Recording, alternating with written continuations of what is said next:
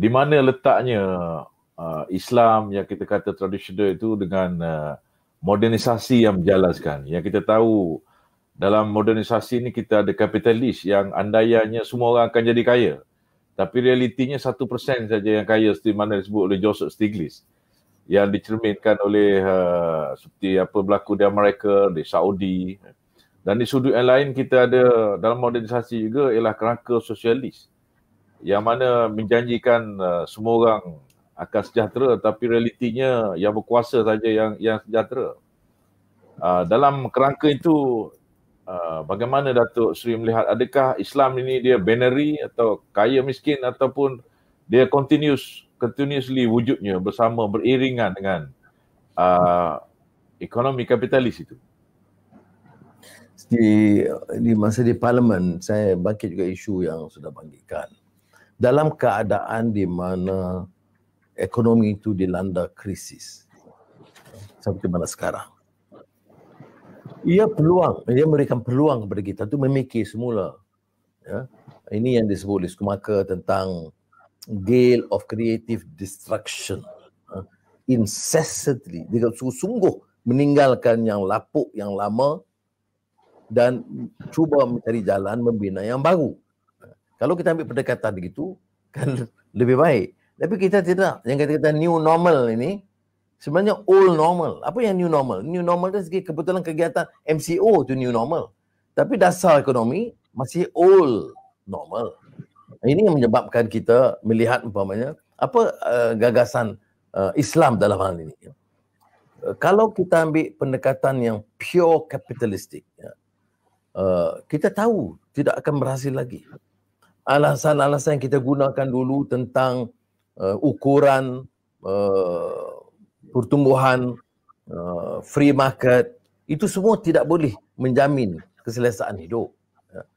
Dan tepat sudah katakan, kalau kita memilih umpamanya pendekatan Marxis pun mungkin seperti yang kita lihat pengalaman memiskinkan semua.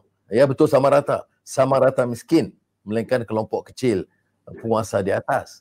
Oleh demikian, kalau kita lihat dalam Islam, dia masih bagi ruang menjadi, kalau kita kata penguasa kapital, menjadi kapitalis, boleh. Tetapi kerana sistem itu tidak mengizinkan rasuah, monopoli, pengumpulan kekayaan golongan kecil, memiskinkan yang ramai, itu dia mampu menjadi the third pillar. Ini yang dibicarakan sekarang dalam buku baru, third pillar ni.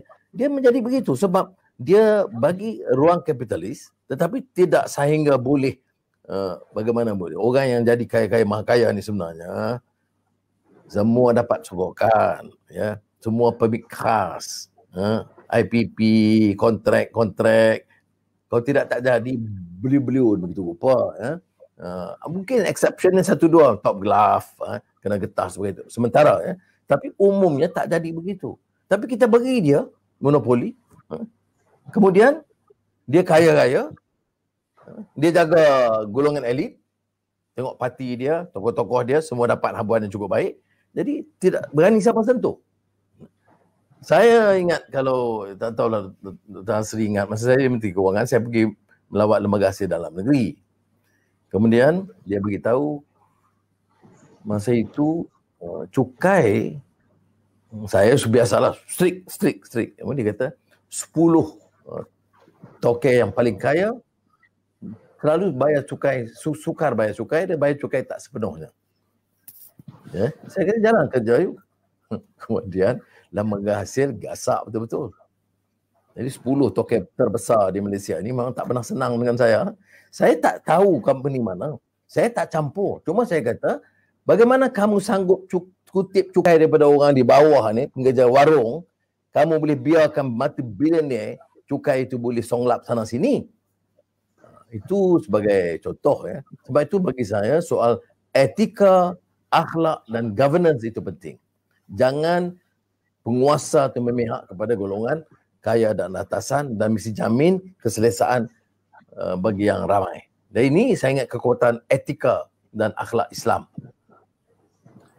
Prof. Datuk ada